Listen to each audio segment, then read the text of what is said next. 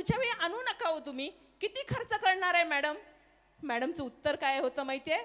Madam डॉक्टरांना म्हणाल्या, doctor, जोपर्यंत माझ्या पर्समध्ये शेवटचा 1 रुपया असेल तोपर्यंत मी प्रयत्न करेन की माझी सासू जगली पाहिजे. ही अशी वाघीण आहे आणि या वाघिणीला इथं बोलवलंय. या वाघिणीनं आपली सासू तर जगवलीच, आणि ज्यावेळी वाटलं ना जिथं बुद्धीचं क्षेत्र संपतं तिथं आपण श्रद्धेकडे वळतो. त्यांनी गणपतपुळ्याच्या गणपतीला नमस केलेलं होतं की माझी सासू बरी होऊ दे, मी पायी चालत गणपतीपुळ्यापर्यंत येईन. आणि आता किती टाळ्या वाजवाव्यात, आणि खरंच तुम्हाला साष्टांग नमस्कार आहे आमचा.